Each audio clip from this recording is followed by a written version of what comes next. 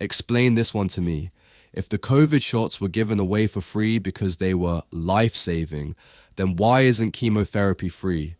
Why isn't insulin free? Why aren't EpiPens free?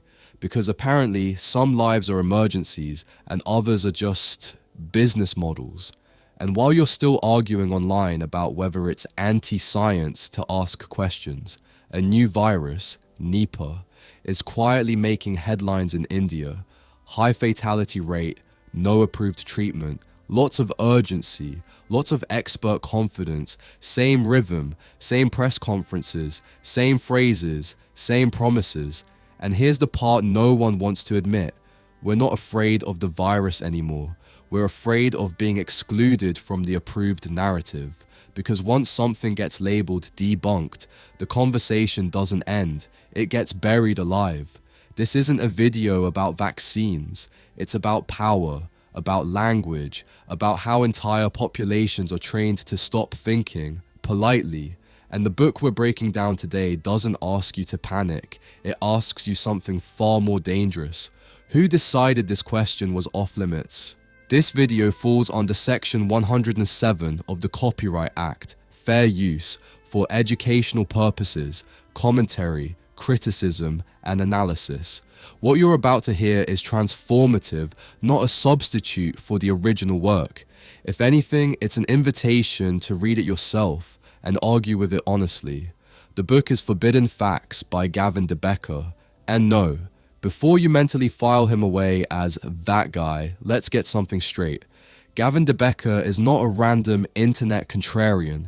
He's not a YouTube doctor. He's not selling supplements. He's a criminologist, a behavioral scientist, and the author of The Gift of Fear, a book taught to law enforcement, intelligence agencies, and threat assessment professionals around the world. His entire career has been about one uncomfortable question.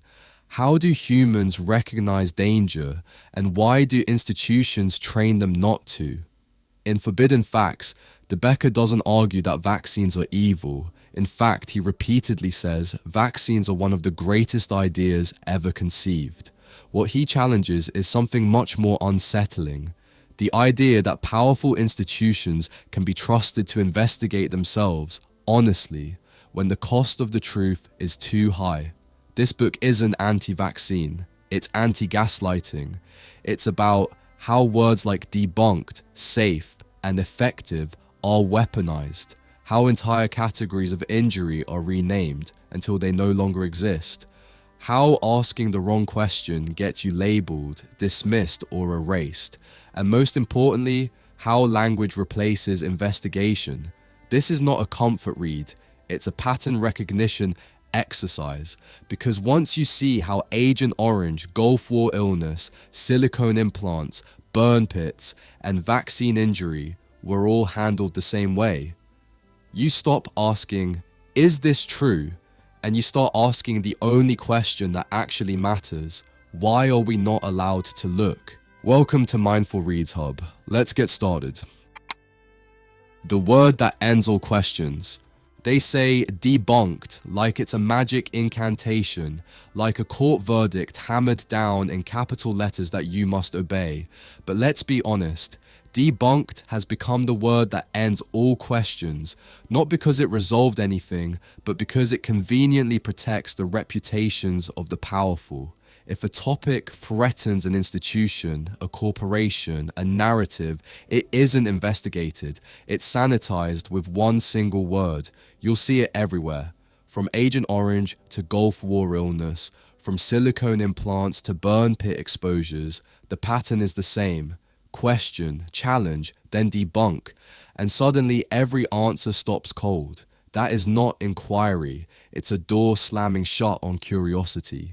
In the early chapters of the book, the author lays out this phenomenon like an investigator unearthing a pattern. He walks through case after case, illnesses that affected real soldiers, real families, real bodies, and shows how the institutional response wasn't to find truth, but to dismiss dissent. Agent Orange became a political battlefield rather than a medical investigation. Gulf War syndrome, despite the clustering of symptoms among tens of thousands of veterans, was debunked so cleanly that decades later many still suffer without clarity or closure. The author's point, brutal and unavoidable, is that the power of debunked lies not in evidence but in authority. And here's where the critique gets sharp. When institutions have the cultural power to define reality, they barely have to defend their decisions. They just repeat debunked until people stop asking questions. This isn't science, it's social engineering masked as certainty. Now, pump that lens out into the real world. Right now, in early 2026, 2 confirmed cases of the Nipah virus in West Bengal, India, have set off a wave of border screenings across Asia, airport precautions, and global news chatter about whether this is the next pandemic. But dig deeper. Health authorities say the risk of widespread remains low. International travel restrictions aren't recommended, and containment appears to be working. What's fascinating is not the disease itself, a virus with no vaccine and no wholesale global transmission, but how similar the narrative mechanics feel to the patterns the author describes. From COVID to now, the language of urgency gets deployed first, followed almost instantly by invocations of trust, shutdowns of debate, and reassurances that anyone who questions the official framing is irresponsible. That's not how science works. That's how reputations get defended. The author isn't saying all institutions lie. He's saying that the word debunked has become a defensive shield, a linguistic artifact that too often protects prestige over people. And here's the bitter punch. So many real human experiences, people's lives, become collateral damage in the process. Soldiers suffering from mysterious clusters of symptoms, parents watching their children develop neurological issues, people denied empathy because their suffering was inconvenient to the approved narrative. So instead of inquiry, we get slogans. Instead of investigation, we get labels. Instead of explanation, we get dismissal. This chapter forces us to ask, who decided that debunked should be the final word? Who handed power over truth to phrases instead of evidence? And more importantly, how many people pay the price when questions are treated like crimes? Because once you realize that the same rhetorical maneuvers show up in every major health controversy, whether it's chemical exposures, vaccine safety conversations, or global virus outbreaks, you begin to see a pattern, not of chaos, not of randomness, but of control. Key idea: debunked has become the linguistic stop sign of modern science and institutional authority, a phrase used to halt inquiry rather than resolve it. Key takeaway: real investigation begins where debunked ends, because dismissal is not the same as explanation, and language can be weaponized to protect prestige at the expense of truth. Favorite quote: when questions are dismissed rather than answered, the silence tells you all you need to know. When experts stop looking. Some investigations are meant to go nowhere. That's not a mistake, it's a design feature. The author demonstrates how institutions, supposedly devoted to uncovering the truth, often set themselves up to fail before a single test tube is touched or a single dataset analyzed. It's the science equivalent of giving a detective a locked room, no keys, and telling them to find the culprit. Agent Orange, Gulf War syndrome, silicone implants, burn pits. The pattern repeats. Experts are called in, committees convened, reports commissioned, and yet, somehow, the outcome is always the same. Nothing to see here, move along. The Institute of Medicine, despite its ostensible prestige, emerges in the narrative not as a neutral arbiter of evidence, but as a mechanism to produce acceptable conclusions, to keep inconvenient truths buried while maintaining the illusion of rigorous inquiry. Globally, this isn't just a US phenomenon. In the UK, Gulf War veterans faced similar obfuscation with squalene-containing vaccines. Canadian soldiers' exposure to burn pits was dismissed as inconclusive for years, despite mounting evidence of chronic respiratory and neurological disorders. In Japan, the Ministry of Health had to be pressured by families and journalists to investigate COVID-19 vaccine injuries, highlighting the universal tension between authority and accountability. These aren't isolated incidents, they are a blueprint for managing perception. The common denominator is the creation of a predetermined narrative, one where findings must align with political, financial, or social comfort rather than empirical reality. Consider the Epstein files for a moment. Millions of documents, months of investigation, and yet the public narrative is tightly controlled, heavily redacted. Transparency is selectively applied, much like the health studies de Becker analyzes. If exposing abuse or exposing a chemical link in soldiers' health threatens the establishment, then the investigation is sanitized, data excluded, and dissenting experts sidelined. The lesson is clear. Power always prioritizes protection over truth. This pattern extends into the public's everyday life. Look at global vaccine campaigns. Media headlines proclaim safety and efficacy, but critical questions are deflected. When COVID-19 vaccines were rolled out, authorities and media around the world often refer to adverse events as coincidental rather than incidents warranting independent scrutiny. Meanwhile, in countries like Thailand, Japan, and Canada, the recognition of vaccine injuries and compensation rates vary wildly, exposing an international inconsistency in what counts as credible evidence. Even peer-reviewed studies aren't immune. Data that contradicts established narratives is often buried or discounted. The book details, for instance, how studies showing mercury's neurotoxicity or squalene's immunological effects were systematically ignored or dismissed. Across decades, the same figures, Dr. Frank DeStefano, Miss Colleen Boyle, operated within multiple inquiries, each designed to reach the government's preferred outcome. This isn't incompetence, it's a sophisticated, repeatable approach to avoid accountability.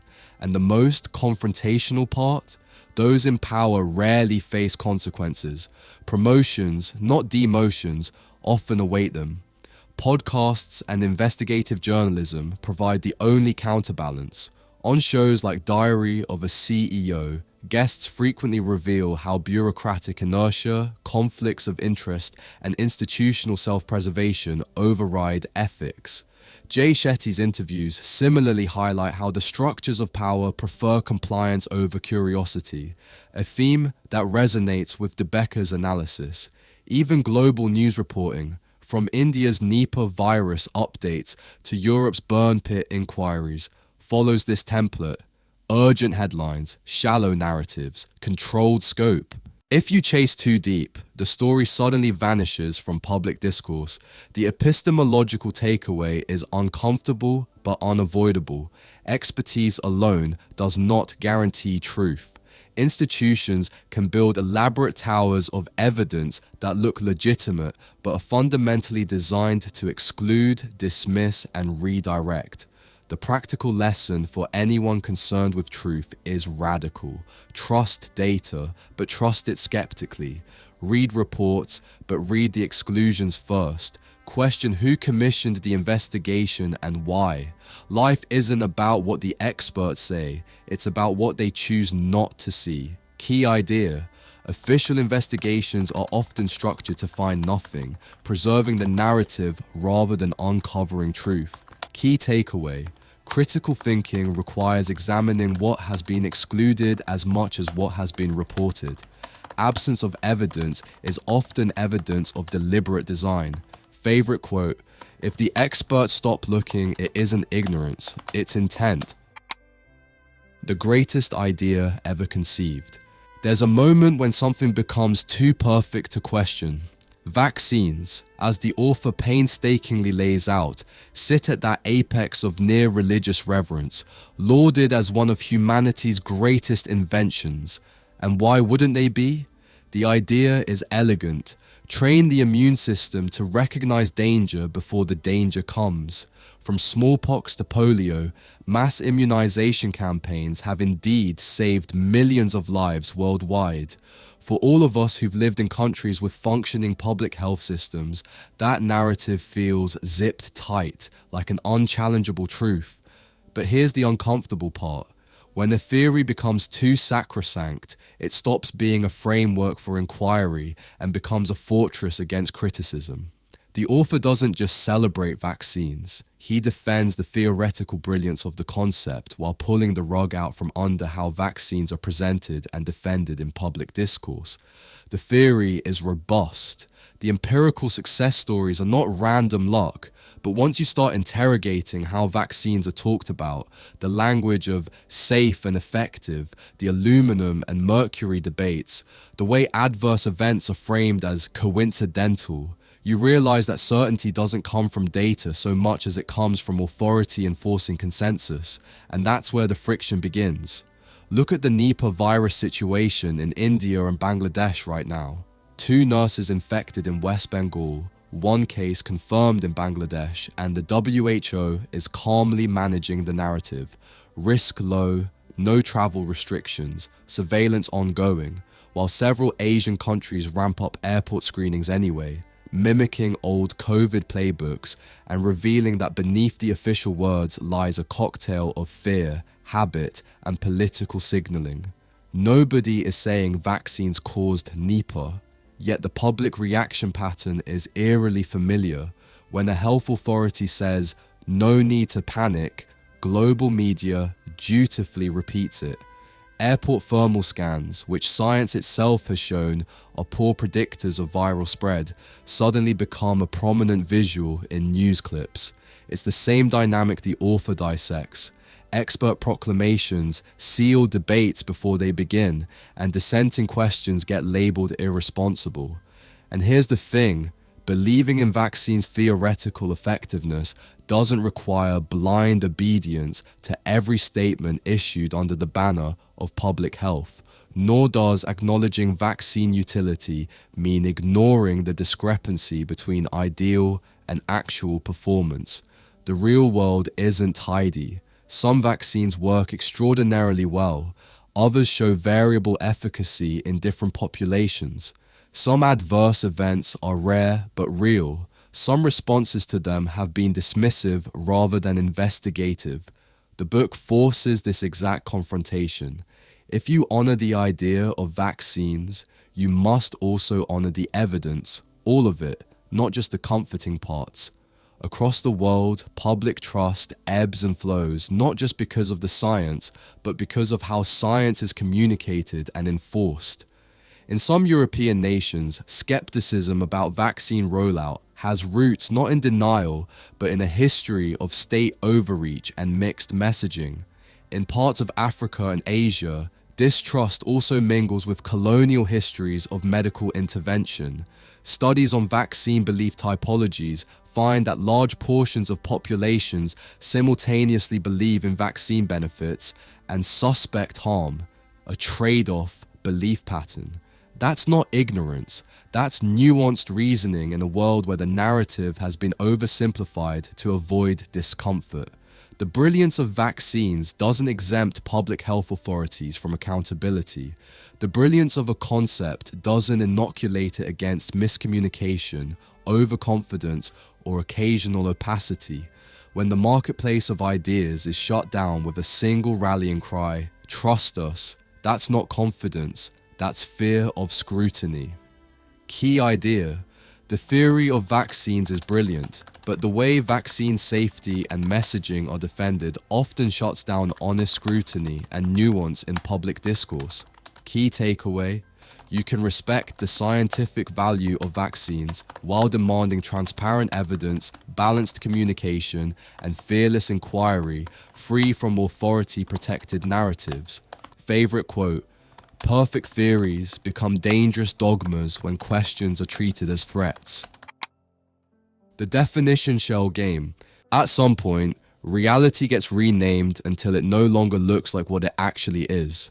That's what the author throws into the spotlight here. The ostensible power of words, not just to describe the world, but to redefine it entirely. Safe and effective, coincidental, not causally linked, debunked.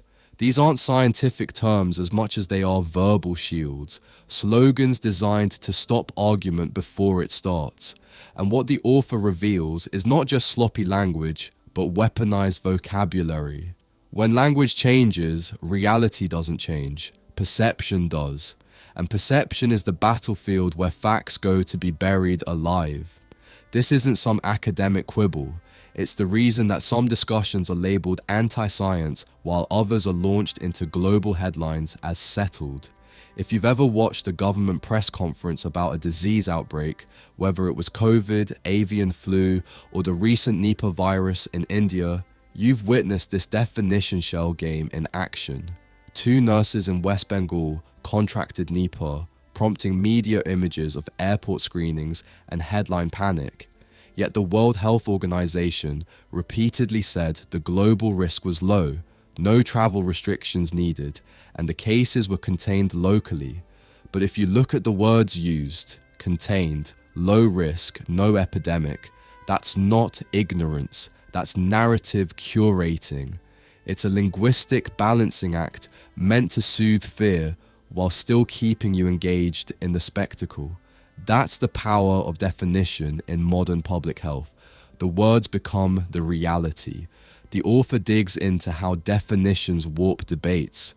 Autism isn't just a diagnostic category, it's a moving target, a spectrum that expands and contracts depending on who's speaking and what's politically comfortable at the moment.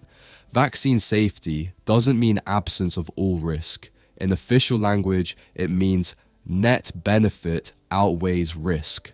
That's a neat little bit of math that sounds reassuring, but it wipes away individual experience like a whiteboard erasing handwriting. It's exactly why, even when courts acknowledge certain injuries as vaccine-related, public discourse still insists there's no causal link, because the definition of causation has been made intentionally narrow. In public health parlance, absence of absolute proof is the same as no relationship at all, and ordinary people's lived experiences get shoved into the margins, and this phenomenon isn't limited to vaccines. Look at how the Nipah virus story rolled out internationally. Mainstream headlines blasted Nipah outbreak triggers, airport screening across Asia, making it sound like history repeating itself from the COVID era. But the World Health Organization's actual wording, risk low, no travel or trade restrictions recommended, quietly recalibrated the narrative in real time. Travelers scanning Twitter had panic threads saying thermal screening has returned, while official World Health Organization language framed it as a localized zoonotic spillover that remains unlikely to spread widely. 2 very different realities, shaped by how the story was defined at each point. This is not manipulation by accident, it's manipulation by design. When the vocabulary around safety is framed so tightly that even the possibility of harm is linguistically squeezed out, what you're left with is trust economy, not truth. And that's exactly why certain voices are labeled misinformation, while others get unchallenged repetition. Not because one is intrinsically more truthful, but because one fits the approved lexicon. The most chilling implication is how quickly public debate surrenders to definitions. If you are told that safe means no significant risk, you'll assume that means no harm whatsoever. But if you examine the technical criteria behind official definitions, often buried in regulatory documents, you discover definitions have been crafted to exclude too many real human experiences by design. In other words, definitions become not tools of clarity, but instruments of exclusion. This same pattern shows up everywhere. Language intersects with power, from financial markets to legal systems. Consider how the Epstein files were sealed, redacted, and slow-walked despite public demand for transparency. The definition of classified versus public interest becomes a shield that protects reputations while pretending to serve justice. Definitions decide what gets released, what stays hidden, and what counts as verified. It's the same principle the author criticizes. When language substitutes for evidence, truth becomes optional. Key idea: language isn't just descriptive, it's constitutive. The way we define terms shapes what counts as reality and what gets dismissed as irrelevant. Key takeaway: when narratives are controlled through definitions rather than evidence, debates aren't resolved, they're silenced. Truth becomes what fits the defined terms, not what the data actually shows. Favorite quote: words aren't just vehicles for facts, they are the borders that determine which facts even get to be seen. Forget autism. There's a trick in modern debate, not the kind you find in textbooks, but the kind that shapes how entire societies think. It's the idea that by changing the words we use, we can change the reality people believe in, even when nothing in the world has actually changed. The author highlights this pattern again and again, especially in how language gets used, not to clarify facts, but to control interpretation. Words like safe and effective, no causal link, coincidental, or adverse event not associated aren't neutral descriptors, they are definitional weapons. When powerful institutions stamp them on a concept, they don't just describe a situation, they dictate what counts as a legitimate question about it. The book pulls no punches here. It shows how phrases that once had precise meanings get stretched, twisted, and redeployed until they mean whatever the authority wants them to mean at that moment. Autism becomes a spectrum so wide that almost any behavior can be accommodated under it or explained away. Vaccine safety becomes a mathematical game.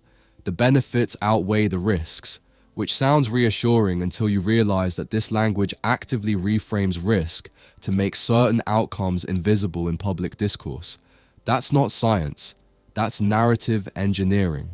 Right now, in early 2026, we're watching something similar play out on the world stage with the Nipah virus.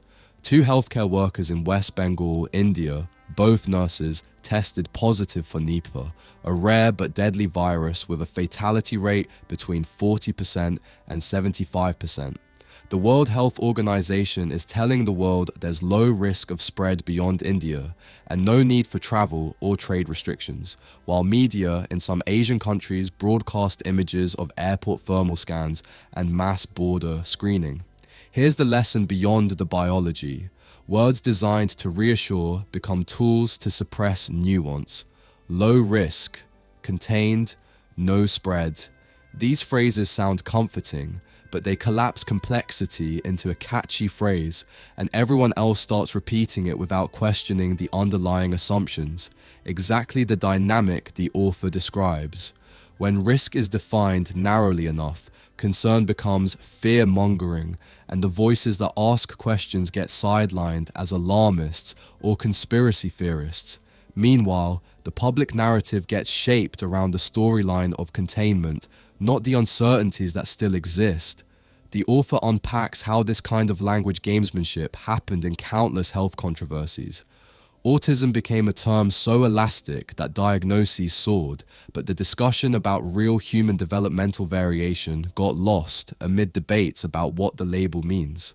The word debunked turned scientific inquiry into a rhetorical endgame, as if a label can substitute for evidence, and safe and effective became a shield that, in practice, shuts down nuance. Nuance that matters when individual experiences diverge from statistical aggregates. And let's be honest, people don't resist definitions because they are stupid. They resist because definitions carry consequences. On Reddit and Twitter, you see this in real time. In some threads about Nipah, people mock the seriousness of the situation or question the World Health Organization's messaging, often citing past experiences where official narratives missed real problems. Others dismiss such skepticism as irresponsible panic. That's exactly what happens when language gets weaponized. The debate becomes less about the phenomenon and more about who gets to define it. This is also why in the autism debate, even now, language remains the battlefield.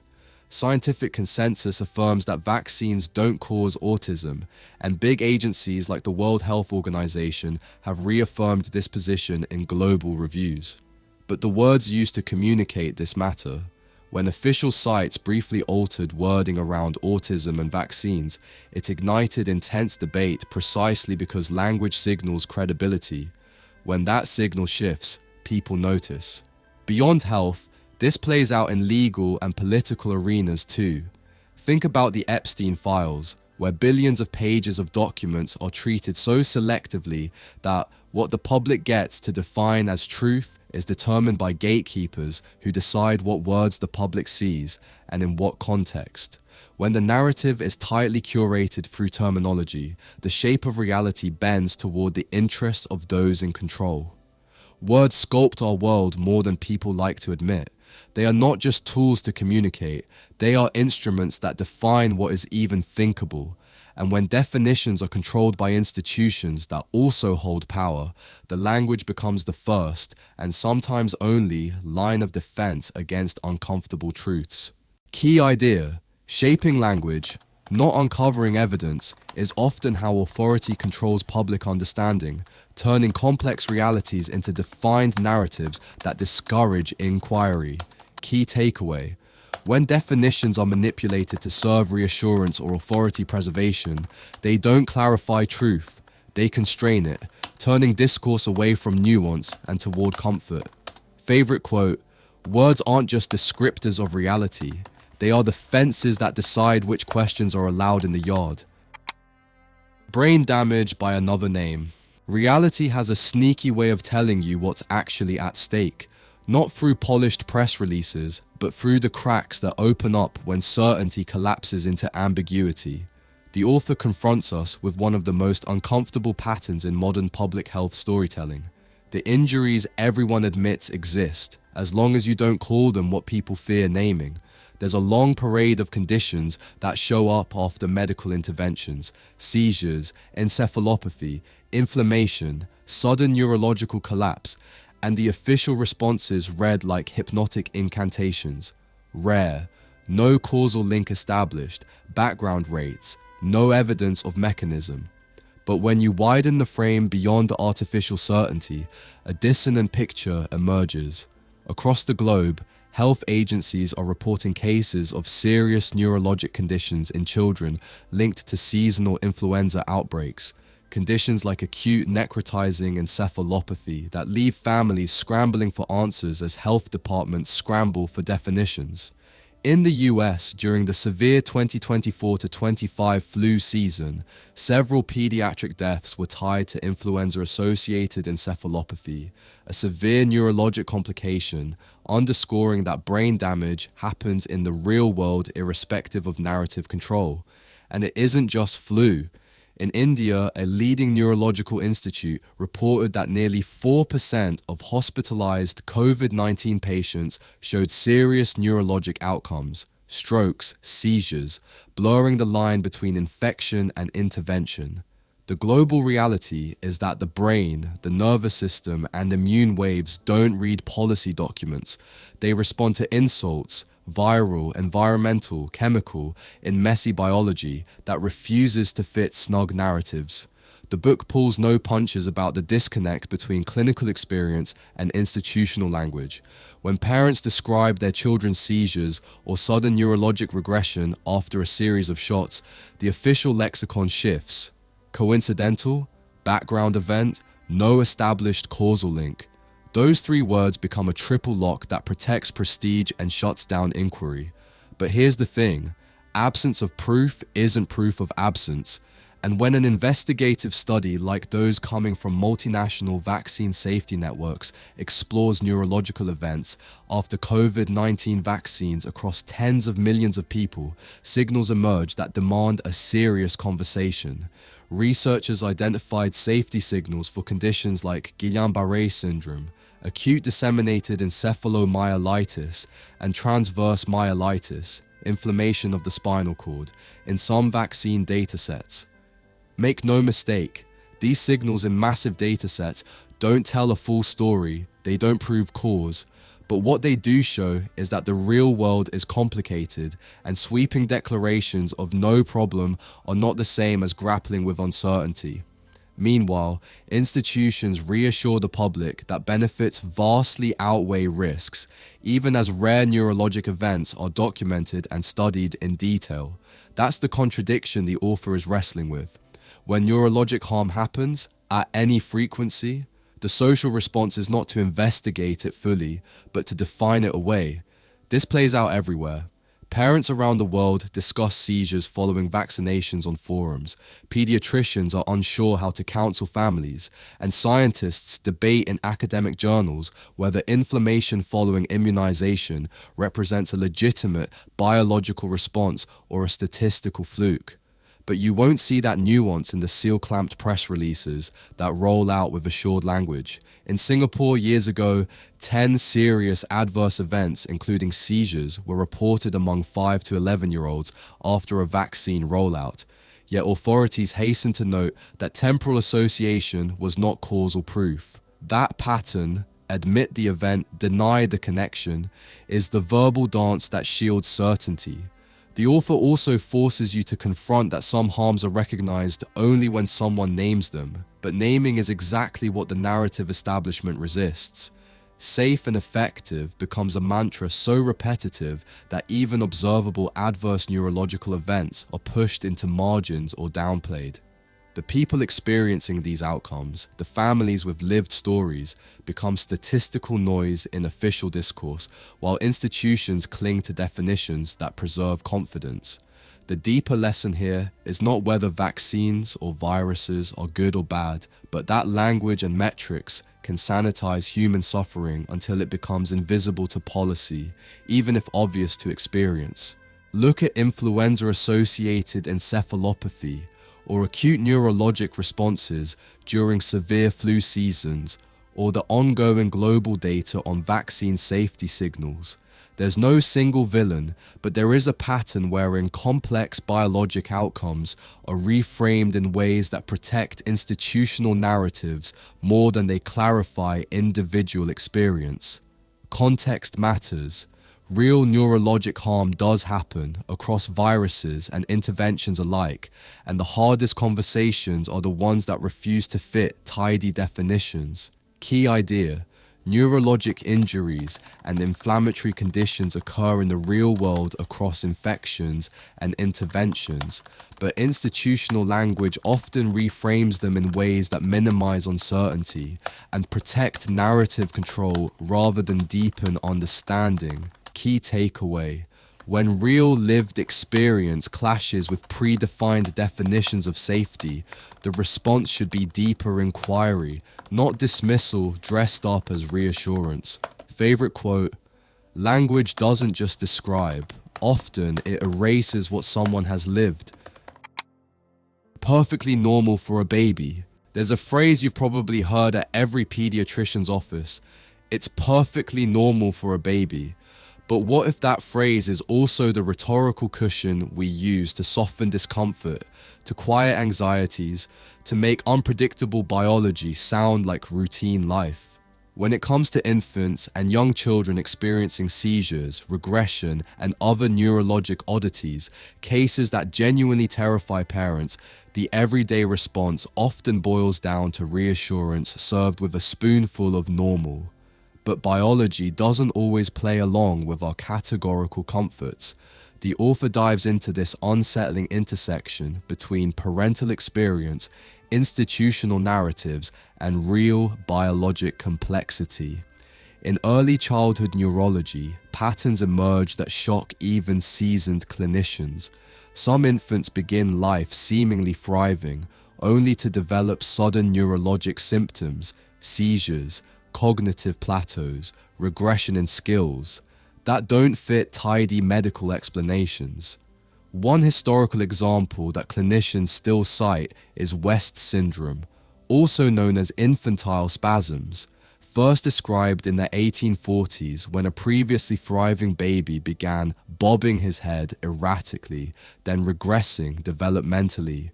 Despite being reported nearly 2 centuries ago, medical understanding of these spasms still demands rapid recognition and early intervention because delays worsen outcomes dramatically. Prompt diagnosis matters. Quick action can alter lifelong trajectories. Yet recognition often fails because parents' concerns are too frequently met with "it's normal" instead of "investigate this urgently." Worldwide, neurologic disorders in infants and toddlers remain under-acknowledged and undertreated.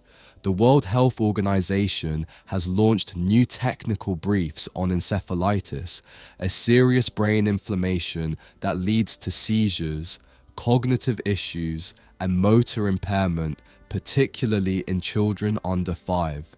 Globally, encephalitis remains a leading cause of neurological disability, years lost in young children.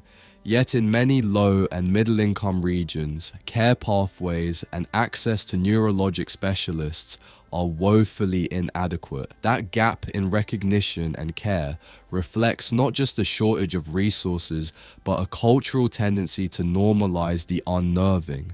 It gets messier when you bring immunizations into the conversation.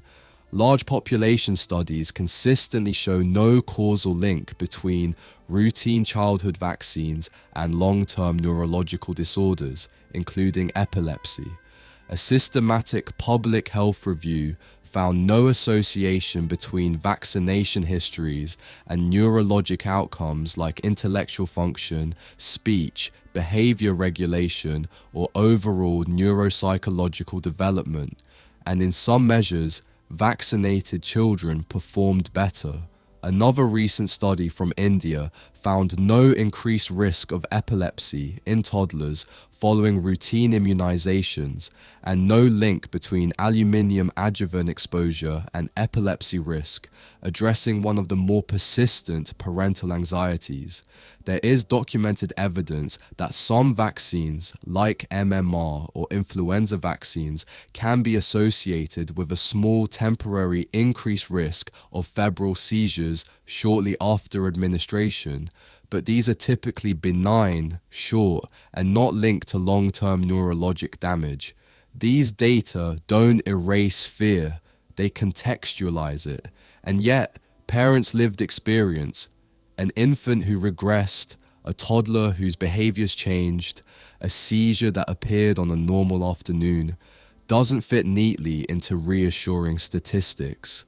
In Eastern China, large-scale neurodevelopmental screening found that infants' early developmental scores fluctuated significantly during and after the COVID-19 pandemic, illustrating how environmental stresses, health disruptions, and global crises can have measurable impacts on young brains.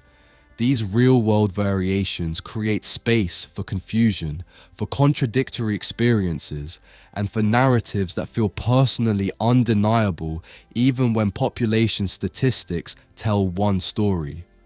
Rare genetic neurological disorders add another layer of nuance. Scientists recently used advanced imaging to visualize how brain networks go off track in a rare condition called KCNQ, 2 related developmental and epileptic encephalopathy, where functional brain disruptions precede observable symptoms and seizures in newborns. These are clear biological phenomena, not normal stages, yet they challenge our public lexicon of childhood development and blur the lines between variant and pathology. Here's the confrontation the author insists we face. What we call perfectly normal often masks uncertainty, variability, and complexity. Institutions and media around the world are eager to reassure. Of course, the condition is benign. Most children recover. Nothing to worry about. But reality doesn't require our comfort. Biological systems, especially developing brains, are messy, emergent, unpredictable. Predictability is human desire, not biological truth. In some pockets of society, skepticism about vaccine safety, neurologic outcomes, and pediatric development becomes a cultural flashpoint. But the scientific record, when read fully and critically, doesn't support simplistic causation claims. It supports nuance, evidence, complexity. Febrile seizures can happen after vaccines, rarely. Epilepsy and regression can emerge independently of vaccination schedules. Neurologic development can be impacted by a constellation of factors: genetics, environment, infection, prenatal conditions, a landscape far too rich to be flattened by comforting reassurances or simplistic labels. In today's interconnected world, where viruses, vaccines, data columns, and lived experience collide on Twitter threads, talk shows, and parenting forums, the hardest thing isn't finding an answer. It's accepting that the question itself exposes a gap between statistical consensus and individual stories. That gap exists, it's real, and acknowledging it honestly doesn't weaken science, it strengthens it by refusing to hide uncertainty behind pablum. Key idea: neurologic events in infants and young children, whether seizures, regression, or developmental variation, resist simplistic narratives and demand nuanced understanding rooted in real biology and evidence, not euphemistic reassurance. Key takeaway: perfectly normal should never be a rhetorical stop sign where inquiry ends. It must be a starting point for curiosity, evidence-based investigation, and honest engagement with complexity. Favorite quote? When normal becomes a catch-all for what we fear to observe, inquiry itself becomes the first casualty. Mercury, silence, and the cost of asking why. There's a strange kind of silence that happens when something real gets turned into a myth war. Mercury, the word itself triggers visceral reactions. Mercury, toxic, neurotoxin, killer chemical. But then you find out that what millions of people actually had in vaccines for decades was not raw elemental mercury, the stuff that poisons rivers and predatory fish, but a compound called thimerosal, a chemically distinct preservative that scientists have repeatedly found to be safe at the tiny doses used in vaccine vials. And yet, for decades, the narrative turned this into a battlefield where biology, policy, and public emotion glared at each other. Not unlike a courtroom drama where everyone's shouting, but few are actually listening. In official circles, this is hardly controversial. The US Centers for Disease Control and Prevention, the World Health Organization, and regulatory agencies around the world have all reviewed decades of data and concluded that thimerosal, a preservative used in small amounts in multi-dose vaccines, has no evidence of causing harm, no link to autism, and no plausible mechanism establishing danger at the levels historically used in vaccines. That's not a fringe claim. That's the consensus spelled out in public health literature and reaffirmed as recently as December 2025 when the World Health Organization reviewed 31 studies and explicitly stated childhood vaccines, including those containing thimerosal or aluminum, do not cause autism spectrum disorders. And long before that, analyses of vaccine safety showed no increased autism risk tied to thimerosal exposures in infancy. But here's where the storytelling gets fascinating. The perception of mercury risk grew not from new evidence of harm, but from a meta-narrative of fear, misunderstanding, and shifting language. In the late 1990s, some scientists noted that the calculated cumulative mercury content in certain vaccine schedules might exceed environmental exposure guidelines for a different type of mercury, methylmercury, the kind found in fish that bioaccumulates in tissues. That comparison was ultimately flawed because thimerosal contains ethyl mercury, which biological data shows is processed differently and cleared from the body rapidly. Yet that initial narrative, mercury is poison, mercury in vaccines is dangerous, took hold in public consciousness and never fully let go.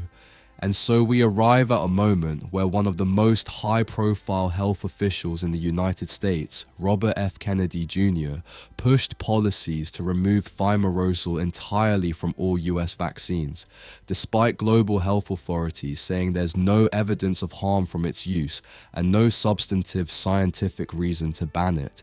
In mid-2025, the revamped CDC advisory panel voted to recommend only thimerosal-free flu vaccines, a dramatic policy move that alarmed many public health experts who worried that the shift could fuel hesitancy and reduce access in places that rely on multi-dose vials.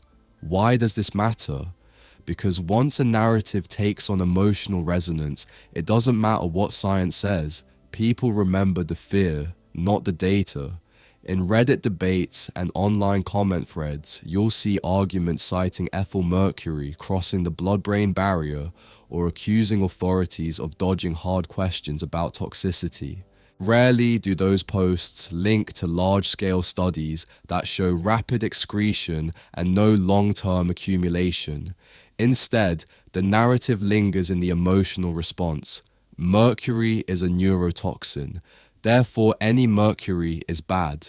Meanwhile, public agencies work to keep their heads above the noise. The CDC explains that thimerosal was removed from most pediatric vaccines in the early 2000s, not because evidence showed harm, but as a precautionary measure aimed at reducing overall mercury exposure amid misinterpretation of environmental thresholds.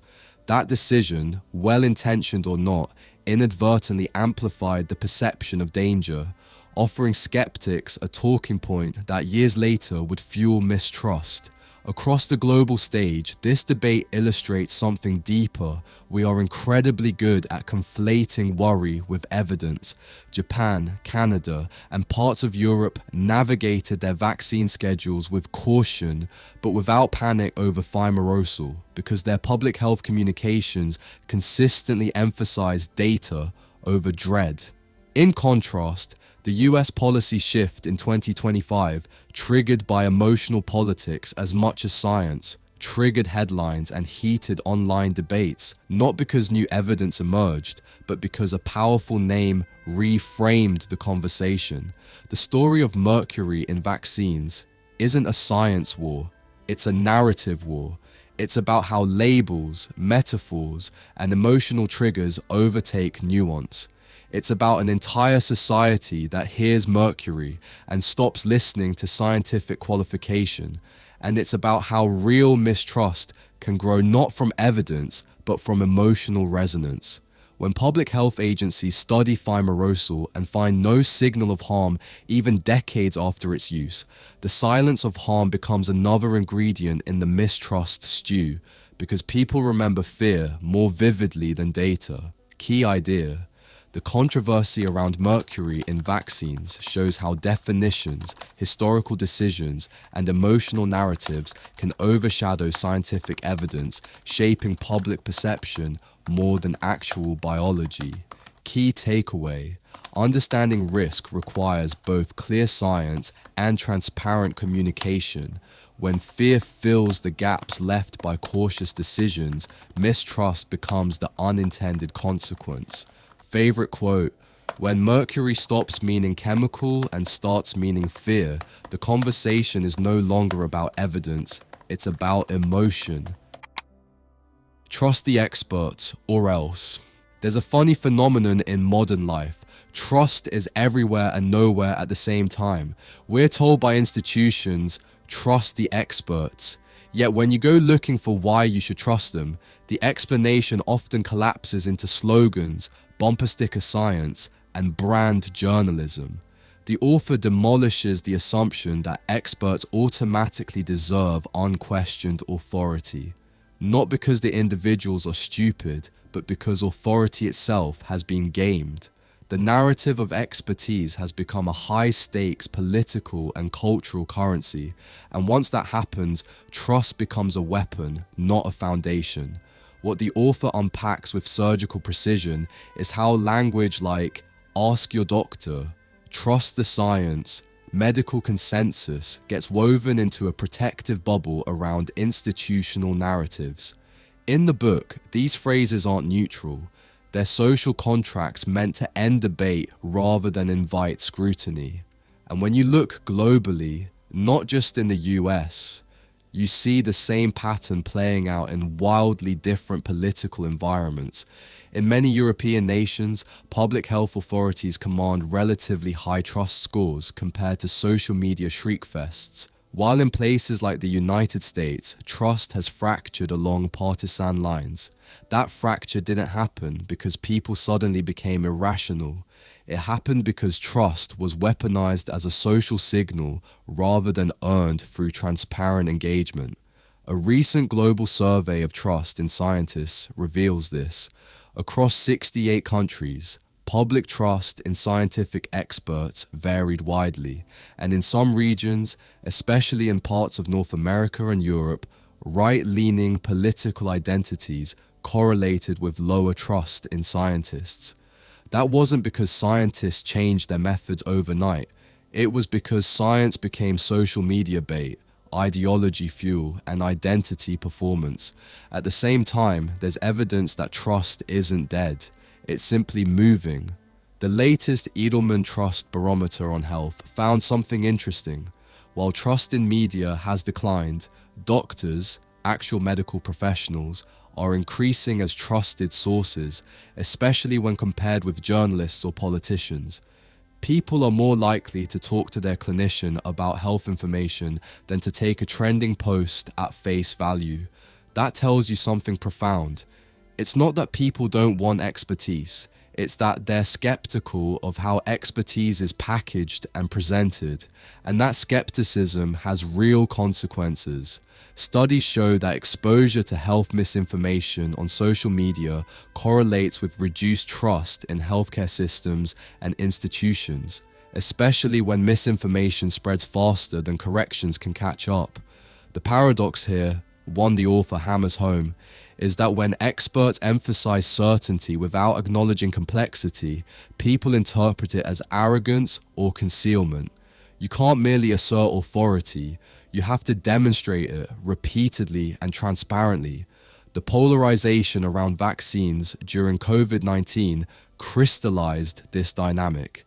Trust in vaccine recommendations collapsed in certain demographics, not strictly because of facts, but because the discourse itself became political theater, amplified by algorithms that rewarded outrage and simplicity. Some researchers point out that anti-science sentiment and distrust are linked not just to ignorance, but to how information makes people feel and how it intersects with their identities. When science is perceived as dogma that demands obedience rather than a process that invites inquiry, people push back, sometimes in ways that look irrational, but often with clear internal logic. Global examples illustrate this. In the Netherlands, a public health committee included civil servants, health experts, and social media platforms to block disinformation, raising the question, who gets to decide what counts as truth in a democracy? Boundaries between public reason and censorship blurred, highlighting the inherent tension between authoritative messaging and free public discourse.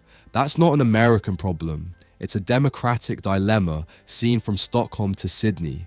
Around the world, public trust isn't monolithic. In Spain and South Korea, people report higher confidence in health authorities than in politicians, while digital platforms are seen as less reliable sources of information. Surveys in countries like Mexico, Ireland, and the UK found that higher trust in science predicted lower belief in misinformation, showing that trust is not binary but contextual.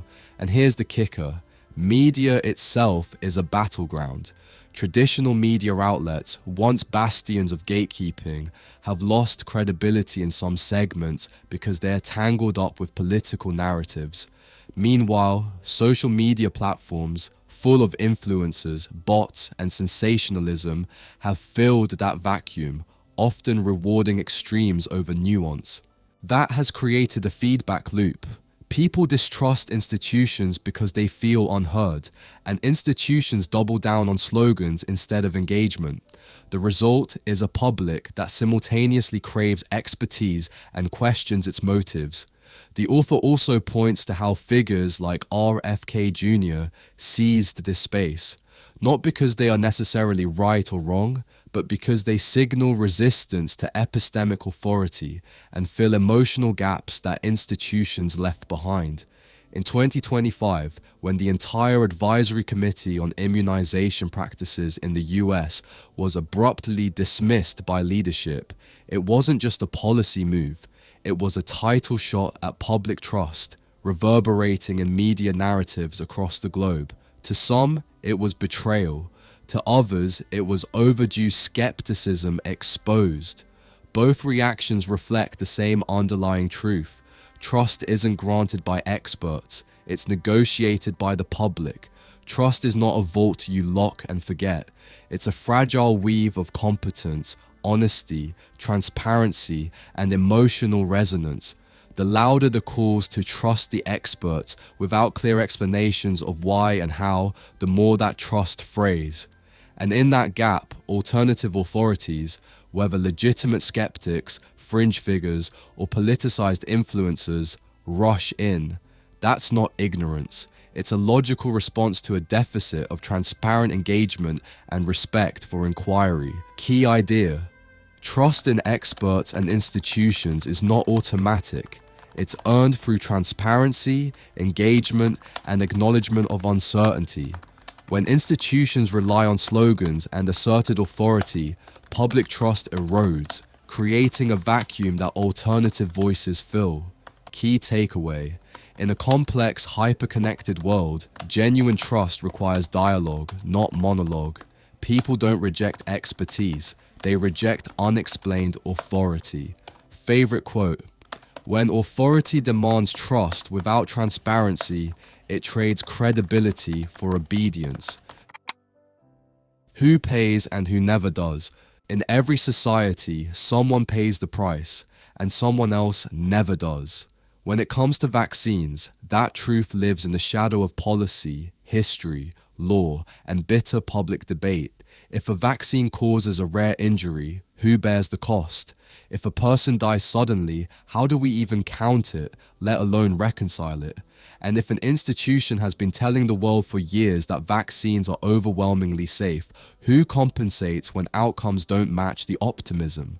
The author throws all of this into relief, revealing a system that is at once protective of industry and punitive toward individual harm. Let's start with the legal scaffolding. In most wealthy countries, governments have set up no-fault compensation systems for vaccine injuries, mechanisms designed to compensate individuals without having to prove negligence by doctors or manufacturers. According to the World Health Organization, such schemes exist in at least 19 member states, allowing individuals to file claims for compensation simply by showing causal links between vaccination and injury, not fault. Without these, injured parties would have to wade into expensive, protracted legal battles, a nightmare of evidence rules, expert witnesses, and lawyers' fees. In the United States, that machinery took shape with the National Vaccine Injury Compensation Program, VICP, created in 1988. It was a pragmatic solution. Manufacturers were threatening to exit the market due to lawsuits, which risked a shortage of vaccines for preventable diseases. So Congress created a system where individuals could file claims in a no-fault court and receive compensation for medical costs, lost wages, pain and suffering, and even death benefits capped at specific amounts. But here's the twist: the COVID-19 vaccines aren't part of that system. Instead, they fall under the Countermeasures Injury Compensation Program, CICP, a less generous, less transparent system born of emergency law invoked during the pandemic. It has a 1-year statute of limitations, no reimbursement for pain and suffering, no right to appeal in a traditional court, and many denied claims are never resolved, or resolved after years in bureaucratic limbo. As of early 2026, tens of thousands of countermeasure claims, many alleging serious injury or death following COVID-19 vaccination, have been filed, but only a small fraction have been compensated. That divergence, generous compensation for some vaccines, cruelty by complexity for others, reveals something fundamental. Systems of power decide who gets justice and who gets paperwork runarounds. Imagine two families in two democracies, both dealing with someone's sudden death linked temporally to a vaccine.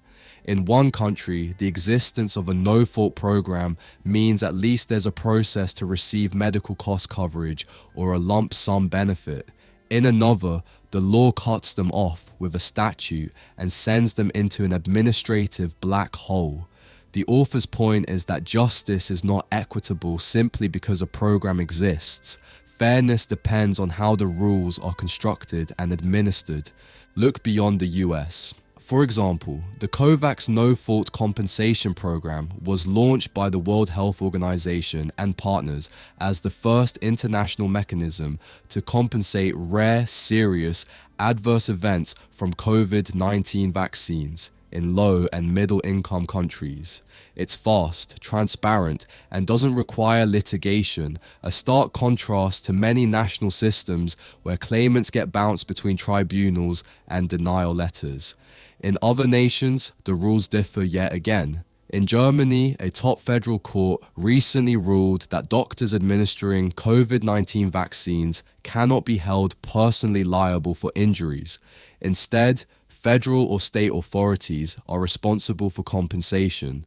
That aligns Germany more with a no-fault government accountability model than litigation against individuals.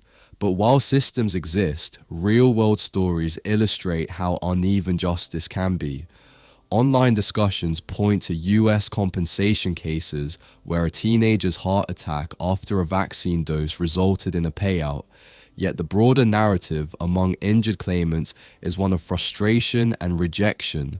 Reports say many vaccine injury claims in the US are denied or stuck in backlog for years, prompting lawsuits alleging constitutional problems with the countermeasures compensation process because it offers limited access to legal recourse. Meanwhile, defenders of the system highlight how rare serious events are and how most claims are not supported by clear evidence of causation, stressing that rigorous review isn't suppression but careful adjudication. Yet, to many families waiting for decisions, the distinction between no causation shown and no compensation paid feels like a moral gulf. Into this complex legal landscape steps political controversy. In the US in 2025, Health Secretary Robert F. Kennedy Jr., long a critic of vaccine policy, targeted the compensation programs, calling for reform of the VYCP, and suggesting expansion to include conditions like autism, a controversial move both praised and criticized by different health communities. Some critics warn that politicizing these systems could destabilize trust and the very frameworks intended to protect manufacturers and reassure the public. So when the author writes about who pays and who never does, he's not just talking about dollars and cents. He's pointing to the architecture of accountability, the fact that individuals and families often absorb the cost of rare outcomes, while institutions and industries enjoy legal protections that most citizens could never negotiate for themselves. Whether in the US, under COVAX in developing countries, or through state compensation in Europe, the principle of no fault is supposed to ease the burden, but the lived reality is patchy, uneven, and riddled with barriers. Key idea: systems designed to compensate vaccine injuries reveal not just how rare events are handled legally, but how power, policy, and legal protection shape who gets justice and who gets bureaucracy. Key takeaway: accountability isn't simply built through laws. It is shaped by how those laws are executed, interpreted, and funded, and whether they fairly serve individuals as well as institutions. Favorite quote: "Justice isn't what a law promises. It's what it makes possible for the person standing at the counter with their losses in hand. Conclusion. So here's what all of this actually adds up to. This was never a book about vaccines, autism, mercury, courts, experts, or media narratives in isolation. That's the bait. The real subject is power. Who has it, who doesn't, and how it hides behind language that sounds scientific, compassionate, and unquestionable. You watch the same pattern repeat 10 different ways because it is the same pattern. Different decade, different crisis, different acronym, same outcome. Agent Orange, Gulf War illness, burn pits, baby powder, pandemic policy. First comes certainty, then dismissal, then debunked, then silence. Then decades later, a quiet admission that something did go wrong, long after the damage is irreversible and the people responsible are comfortably retired, promoted, or dead. You were shown how words don't just describe reality, they create it. Change the definition of a vaccine, and suddenly old safety standards don't apply. Redefine pandemic, and emergency powers become permanent habits. Narrow the meaning of safe and effective, and you can be technically honest while functionally misleading millions of people. This isn't a conspiracy. It's bureaucracy doing what bureaucracy does best, protecting itself. You saw how injuries can exist as long as they're called anything except the word that threatens the system. Encephalopathy is fine. Seizures are acceptable. Regression is rare but expected. But say the wrong word, autism, causation, accountability, and suddenly the conversation is over. Not because the science ended, but because the permission to ask questions did. You learn that trust the experts doesn't mean trust independent thinkers. It means trust credentialed consensus, filtered through media incentives, legal shields, and professional risk management. Doctors don't lie. They operate inside guardrails. Journalists don't invent narratives. They repeat what keeps access open. Institutions don't investigate themselves to find guilt. They investigate to close cases.